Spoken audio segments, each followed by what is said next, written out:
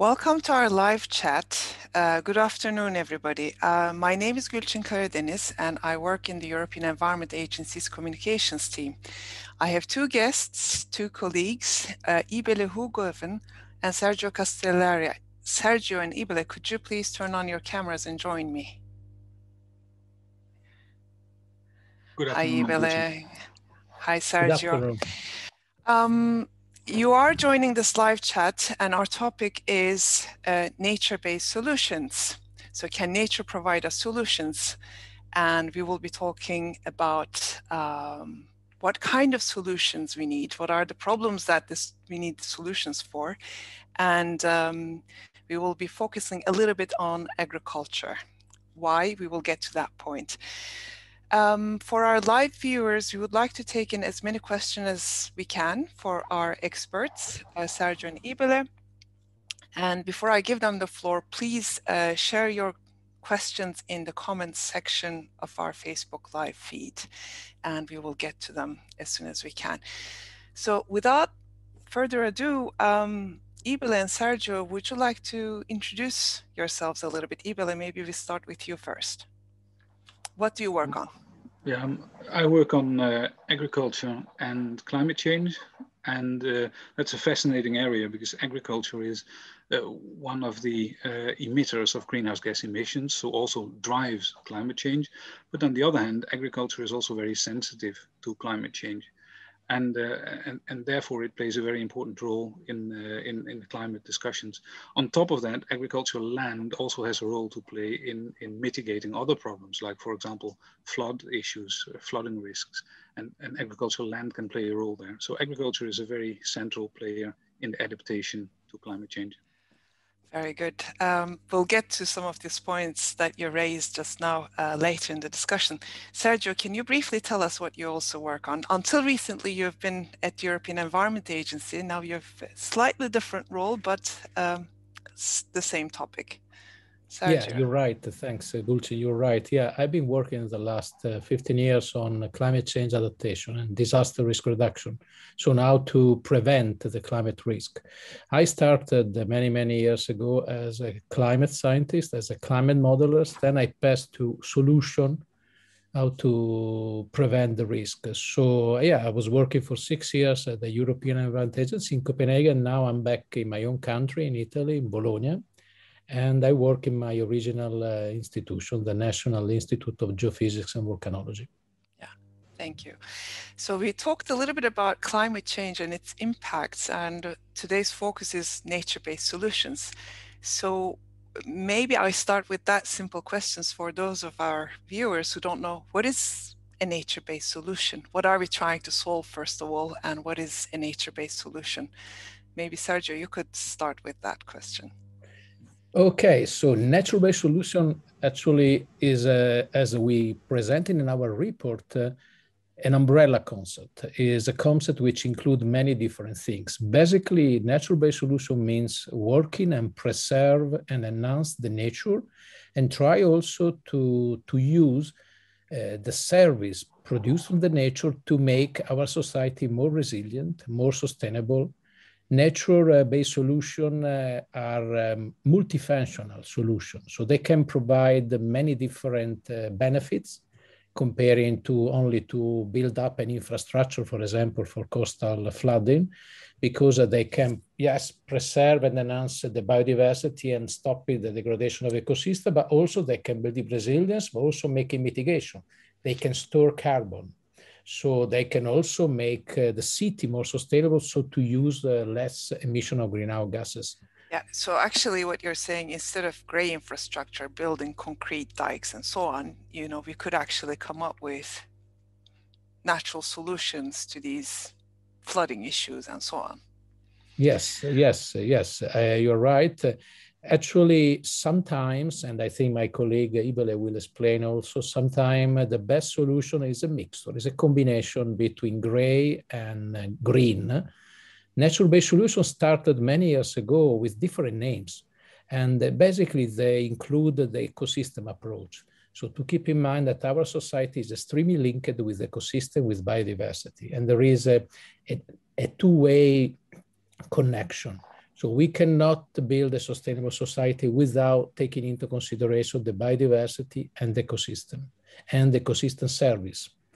Yeah, you've actually just mentioned what I was going to announce as well. We have recently published a report that you have been managing as well. Maybe my colleagues could share the link to the report that actually captures some of the concepts and the definitions that you've just mentioned as well. Maybe you know, we will get back to the main messages of the report and so on and so forth. But one of the challenges that Ybele was also mentioning, and I know that the report is also looking at, is this agriculture point. Why did you actually want to include agriculture in this kind of reflection? So Ybele, maybe you could take that. Well, I mentioned already that agriculture is a player in driving climate change. So nature-based solutions can help mitigating climate change itself, but at the same time, agriculture is also very sensitive to climate change. The growing conditions of plants will change as precipitation patterns will change and as the temperature rises. So agriculture itself is a sector which is very vulnerable to climate change. And so adaptation to climate change is also of vital importance to the sector itself. So that means measures to make agriculture more robust to climate change. At the same time, agriculture also uses a lot of land, a lot of space, and has a role to play in, for example, the water regimes. And so in terms of the use of the land, agriculture can also be helpful in, for example, creating or enhancing the water retention capacity of the land, so that water that falls down, the rain, isn't transported as quickly to the riverine systems. And by doing that, flooding risks downstream can also be mitigated. So adaptation to climate change in the agricultural sector is necessary for the sector itself, but it can also play a role for other issues. Thank you. I know that maybe before we go deeper into the thing, going back to the report, Sergio, can you sum up the main messages of just like in 3 headings? What would you want people to take away from our report based on nature-based solutions? First message, we have 2 crises, 2 systemic crises, climate change and biodiversity loss and degradation of ecosystem. One way to address this crisis, which need to be addressed together, is to implement, to enhance the use of nature-based solutions for making our society more sustainable and to preserve nature biodiversity. The second key message is that Europe is moving on. In the last 10 years, since also the last biodiversity strategy and the last adaptation strategy, now we have 2 new strategies just launched in the last year. Europe has been pushing a lot on nature-based solutions. Most of them are on urban space and agriculture and coastal area. In fact, we analyze that also in the report. And so, but we can still do more. So what we need to have a more coherence between the different policies at the sectorial level. And the third message is financial instruments. There are available now new financial schemes from the Commission, from the European Investment Bank, and I think the stakeholders, they need to take into consideration this, and they need to start to approach to this scheme, just for example, the Natural Capital Financial Facility, which is managed from EIB and the European Commission.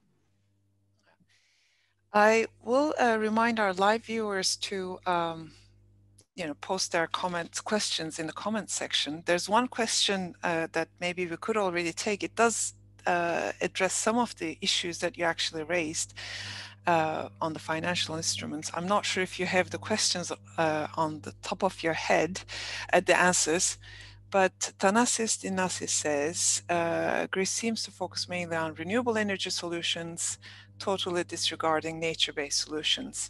So maybe energy generation is a question. But I think he is talking a little bit about the wind turbines being installed in Natura 2000 sites. How does that affect these ecosystem services and the nature-based solutions? And he's also asking about how much the EU invest in nature-based solutions. I know that the report has got some case studies, and you did say that Europe was moving on towards nature-based solutions, but do we have any reflections on some of these energy needs? Maybe it's not wind turbines as such, but I know that Ybele, you're working a little bit on land use and forestry and so on. Maybe you could start reflecting on that, and then we could take the financial investments as a second part. Yeah, on the effects of any measures, be that nature-based solutions or others, one has to realize that there can always be trade-offs, and these nature-based solutions, they are very tailor-made, very specific for regional circumstances. So it's very difficult to in general say something about that. But of course, in any measure that we take should be thoroughly considered. And that goes for drainage patterns, that goes for energy measures. It also goes for things like adoption of bioenergy. You would have to look at that at a regional level, but also at the aggregate level. And it's very difficult for me to make a general statement on that, but it is definitely true that if you think in terms of nature-based solutions, that you have to take the local context into consideration and also look at the aggregate effects when you upscale these measures. Yeah, it is usual the local authorities. So in this case, the Greek authorities would be the ones responsible for ensuring that these things are properly implemented. Sergio, any indications on the financial kind of support at the EU level for nature-based solutions? As you can see, we have the new budget of European Union from 2021-2027, and a large part goes to climate change, and one part of this part will go to adaptation. So I guess NBS is transversal, it's cross-cutting. It provides benefit for adaptation and also for climate, for mitigation. And I think, as I mentioned before, there are two big schemes which are important at the European level. The natural capital financial facility, which accept still a pilot project to be financed until the end of this year, and is managed from the Commission and from the European Investment Bank. But also there are the LIFE program. The LIFE program also include many possibility to finance project on NBS for adaptation and also providing benefit for mitigation. Beside that, the report is exploring through an expert on this financial scheme, Jaroslav Misiak from CMCC, is exploring new scheme which has been developed or they are under development at the international level, at the national level. So some new insurance scheme taking care about NBS, how to motivate the local stakeholder to start with NBS. And this what is the link with the insurance scheme? Because I know that, of course, most of the climate impact damage is sometimes covered by insurance companies. Yeah, I mean, this is actually, there is a very much a diversification among the country. If I, for example, the country which I come from, Italy, is less developed on the insurance scheme comparing to other, for example, North European country, or for example, the country where is from Ybele, or Denmark or other country. And I think the insurance can be, decided to be a risk transfer solution, is a motivational solution. So it can trigger new behavior, new awareness in the user to start to think about this NBS from a different angle. So as already mentioned from Ybele, we need to keep in mind that NBS need to be sustainable. We don't need to destroy the forest and to make NBS in a different way, because we create an artificial NBS. The NBS should be based on the indigenous species, on the indigenous knowledge, and should be made sustainable and resilient to the future climate change. Factor in all sorts of local characteristics, as we were also reflecting a little bit earlier. I will just take a step back and just looking back at the year that we have all been living in, and with the whole coronavirus and everything, that was one point that you had mentioned earlier when we were preparing for this chat, looking at this whole climate change and the biodiversity loss and so on, this twin challenge. What about the pandemic? What is the link? I mean, can this kind of approach help us maybe build more resilient nature? And what is its connection to future pandemics? Who am I asking? You are asking. Yes, I think Sergio. Okay, but I think also Ybele can answer. Yeah, so Ybele and Sergio, like, please fix the corona I will be crisis. very short. I will give and I will give the floor, the screen to Ybele. So at the beginning, I mean, the COVID crisis is a systemic crisis. What does it mean? It means that it's a cross-sectorial crisis, is a global crisis affecting all the sector. So what did we learn? I hope that we learned that science is important, having a solid, robust scientific information. In that case, it was about health, vaccine, about the effect of the COVID is important. So science should interact very strong with the policymaker, decision maker, and with the citizen. The second lesson, hopefully we learn, I always say hopefully because I hope this lesson will be kept in time, is the fact that the resilience, which was when I started to work on adaptation, was a new word for many people. Now resilience and prevention of risk are more common words in our daily life. So I think these are a couple of the lessons we learned. Besides, we learned that nature is really interacting with us. You know, we stop transportation and our activity, and we found many species going back to their natural habitats. We saw natural parks getting more populated of animals, which before they were not. So this makes you understand us that we are living in the biodiversity. We are surrounded from biodiversity, which is giving us many service, and we don't even mention that. We don't even think about that. So I think these are the so-called proactive solution, the proactive lesson learned from the COVID crisis. So we can make a similarity with the systemic crisis of biodiversity loss and climate change. Hopefully, I hope that decision maker learn this lesson, and I hope the citizen learn. But unfortunately, we're still in the COVID crisis. So yes, we will see. Yes, we will see. But it is true that there's a stronger connection to nature. Ybele, yes, please. Yeah, one reflection, it's not a direct link, but in this time of crisis that we're in, we have very quickly got used to different ways of dealing with things and different ways of working. And I think that when we are all going back to normal, basically, that normal will not be the same anymore. The society has learned to quickly adapt to changing circumstances. And I think that's also an opportunity for new approaches, for finding new solutions to the sustainability issues that we're facing. So in a way, I think that is a message that you can take away from the current crisis. You can actually do things very differently if needed, and it is an opportunity to rethink. Yeah, and I think there is a very strong link also in these reflections about, you know, the use of green spaces in cities, for example, and the health benefits, especially in times of COVID and so on, this kind of connection with nature. So some of these invisible benefits that maybe we had forgotten that are coming back to us with that kind of new way of life, that something that we have to bear in mind for the future as well.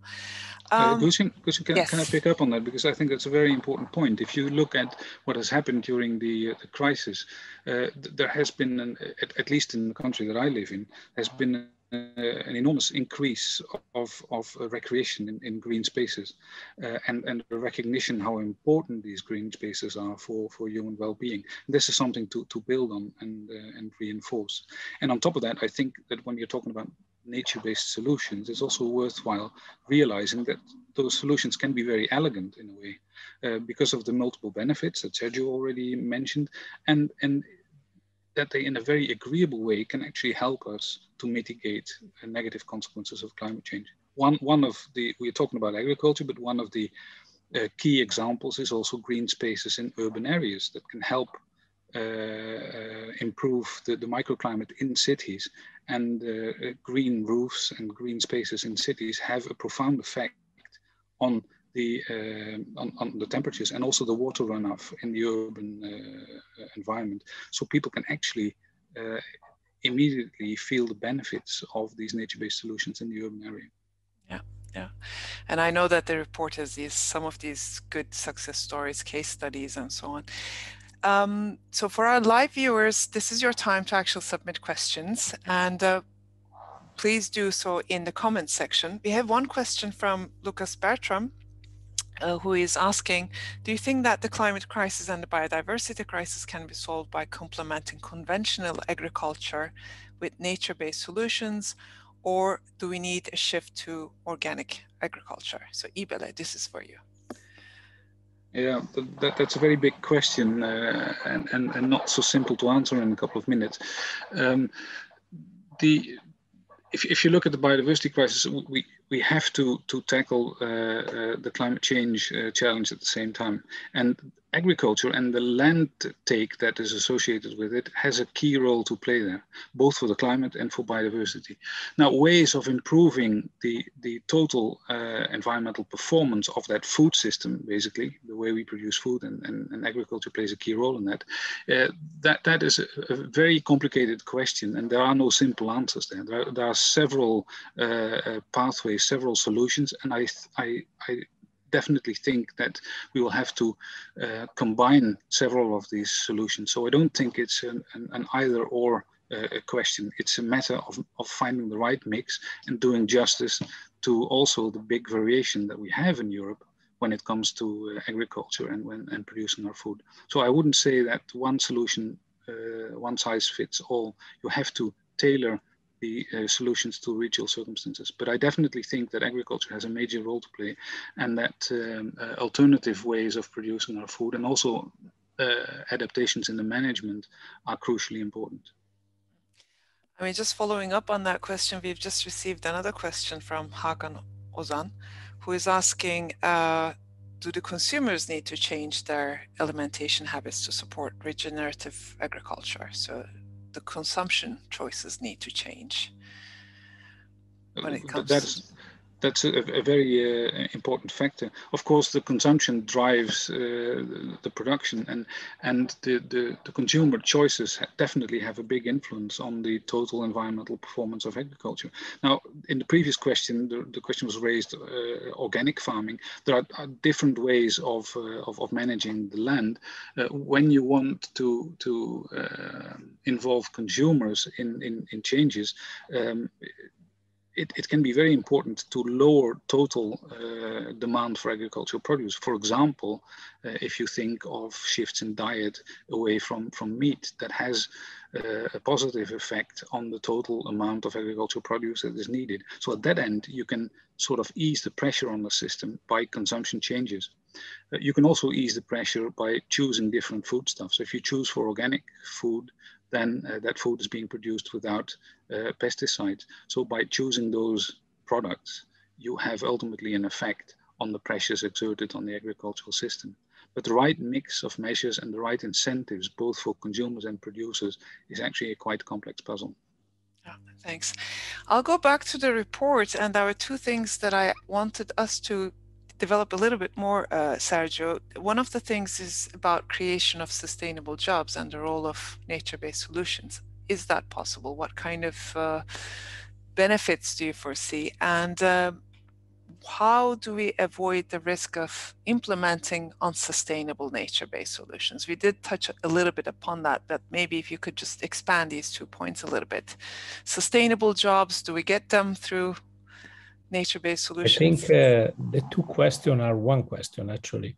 You cannot build a sustainable MBS without creating a sustainable job. So you need to start from the concept that we don't need to modify according to our needs the ecosystem, but we need to work in the ecosystem to try to make the best use of them and to try to improve our society. So in the way to do this, so as I explained before, we don't need to create, for example, new carbon sinks to make a carbon neutrality, destroying the original species or the original forest, or introducing new species. We need to take into consideration the ecosystem at the local level, as already mentioned also from Ybele.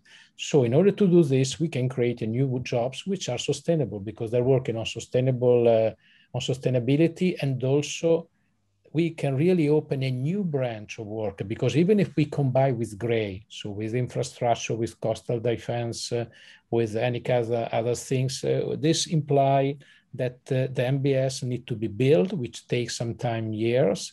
They need to have a good planning, a good co-design, involvement of stakeholders. So all the governance is very important. Also the maintenance in time of the MBS require also more jobs. So this is a new sector which the Green Deal, the new European Green Deal, is taking into consideration. If you read carefully the Green Deal, MBS has been mentioned several times, or as a green infrastructure, or as a blue-green infrastructure, or as an ecosystem or sustainable management, but we basically mean the same.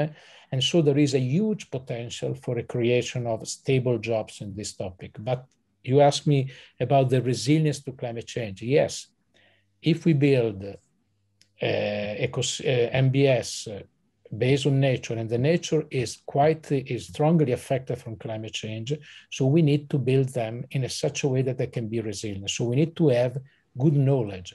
We cannot build a green corridor without knowing well the climate profile of a city, and also having a good updated climate projection of the urban heat in the city, and how to see how the urban canyons, they can affect the urban heat island. So the green corridor should be built in a smart way, in such a way that they take into consideration the future climate change. Because as we know, all of us, even if we stop the emission tomorrow, climate inertia will produce new impacts for the next decade. So we need to adapt. Yeah, but also bearing in mind this kind of local knowledge and the local characteristics as well. We have a few minutes left, but I actually will ask you one question, which we do get quite often in these chats. What can I do as a citizen? You know, this is something that we often get when it comes to, adaptation, or is it about changing consumption behaviors? This is a question. So what can an individual citizen do? Because it's clear that a citizen cannot necessarily decide on building a green space in their city, or, switch to a certain agricultural method. So what can citizens, individuals do? Any recommendations there? Ybele, maybe we start with you. Well, that's a different question. When we're talking about nature-based solutions, you per definition talk about project-based approaches. So other than engagement in these regional decision-making processes, that's very difficult to be very concrete on. But of course, if it comes to agriculture, the choices that you make on a daily basis in your consumption pattern, they have a knock-on effect. So I would argue that when we talk about the climate effects of agriculture, that consumer choices when it comes to buying and consuming food are important. And yeah, when it comes to food, it's dietary choices. It's also avoiding food waste. So those are daily activities where you can actually contribute. But it's actually quite far away from what we would typically call nature-based solutions, because as I said, those are project-based regional measures that usually have a wide stakeholder involvement. So yeah, involvement as a stakeholder, involvement in local decision-making, and being mindful about consumer choices that you make. Yeah. Sergio, any reflections? I think what Ybele said, I think, is important. To be a more aware citizen, we cannot leave the decision maker at the local level alone, and only being engaged with them only when we have elections. So we need to be constantly involved with them. I mean, good start to walk around your city and check the natural parks and the green corridors, if they are in your city, and start to think about, oh, okay, we have a green corridor. We have some trees which have been planted maybe a few years ago. And so check the website of your municipality, start to go to some open dialogue event instead of staying home and watching Netflix in the evening, if it's possible, with COVID. I think this is a good start to be aware about the decision of your community, because as we mentioned, Ybele and myself, we start at the local level. There is no one solution fitting for everything, but the co-design of MBS has been proved in the case we've been analyzing in our report, an essential feature for making successful, sustainable MBS. Yeah.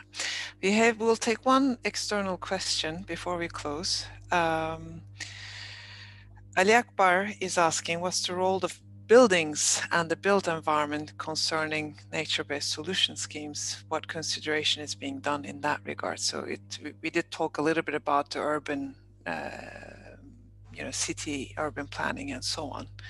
So do you know any kind of alignments with the built environment? I can invite. Sorry, no, very briefly. Go ahead, Sergio. Go ahead. I can invite to the person to read the chapter on the case study.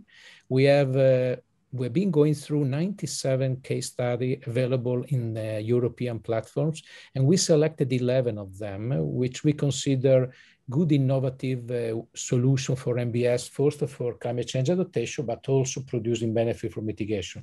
There is an example of Hamburg, there is an example of Beograd in Serbia. So we have a very good geographical distribution of solution at the urban level.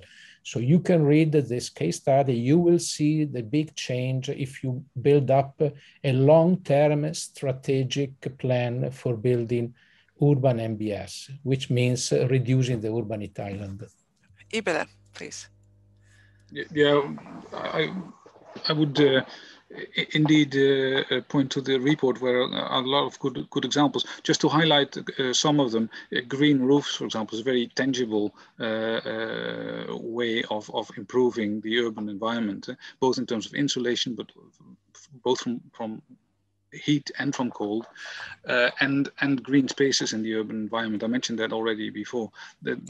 Those green surfaces and green spaces play a very important role in climate regulation and also in water runoff regulation. And those are very concrete measures that you can take in the urban environment to tackle problems related to climate change, or to tackle heat waves and heavy rainfall.